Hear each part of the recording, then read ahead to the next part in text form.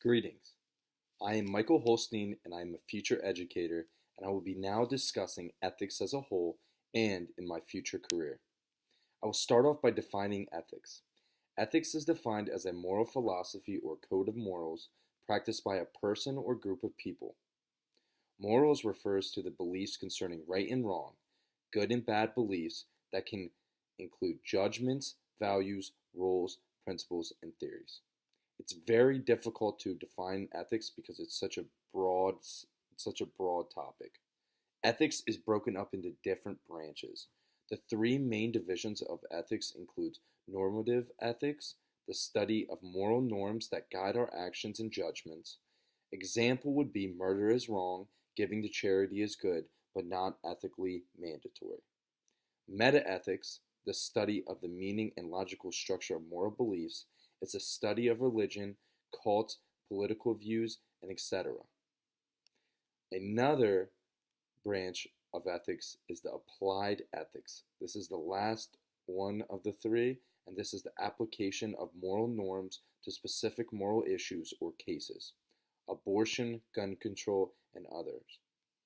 Ethics continues to change with trends and new views of society.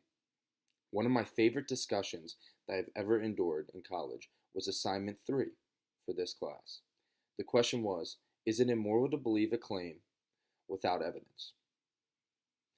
At first, I thought that you didn't need to have a claim with evidence. But the more and more I researched, the more I thought about it. As humans, we make choices every day, depending on how we feel. After making a lot of these choices, we look back and realize that they were irrational.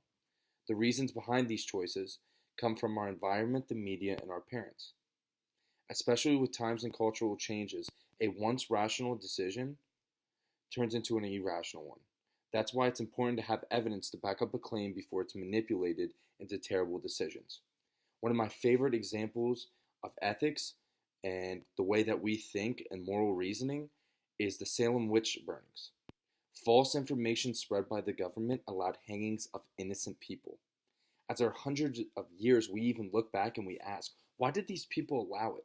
Why did people follow this movement? Back then, we followed a claim with no evidence. We thought we were doing the right thing. We believed that it was the right thing. And that goes back to morals, because when we have that moral, we believe that the right thing is going and doing something that is terrible, like murdering somebody. These consequences led to an immoral act that can never be changed. Now, after summarizing the ethics in a broad standard, I will now discuss understanding ethics in an educational setting, which is super important. As a teacher, ethics in education helps categorize different values such as integrity, discipline, and honesty, among others, and apply them in their daily lives. Ethics in education is essential. This helps run the system smoothly.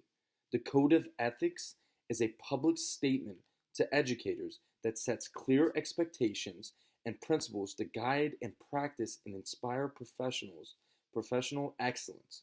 Educators help students value their own identity, learn more about their cultural heritage, and practice social and civical responsibilities.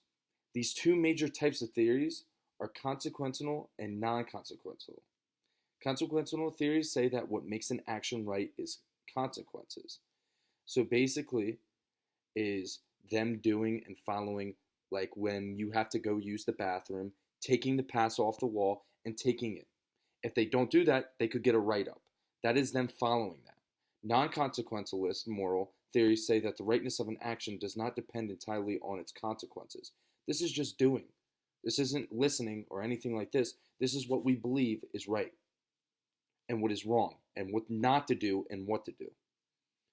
Ethics in education helps categorize different values such as integrity, discipline, and honesty, among others, and applies this in their daily life. Like I said before, ethics in education is essential as it helps run the system smoothly. Students who follow these rules and have ethics for good and bad things will understand what they are doing in circumstances.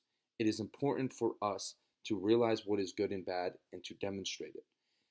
with going on with that, the ethics and stuff is never going to change. So being and having a good conscience and looking back into the history of ethics and looking at these theories, you know what to do and what not to do. As students and professionals, we should always be respectful to one another. And that's why it's so important to live and learn by ethics. Thank you for listening to this video, and hopefully you agree with me on a lot of things. But if not, that's okay, because at the end of the day, not everyone has the same opinion and same viewpoints on a lot of things. Like I said, thank you. Michael Holstein signing out.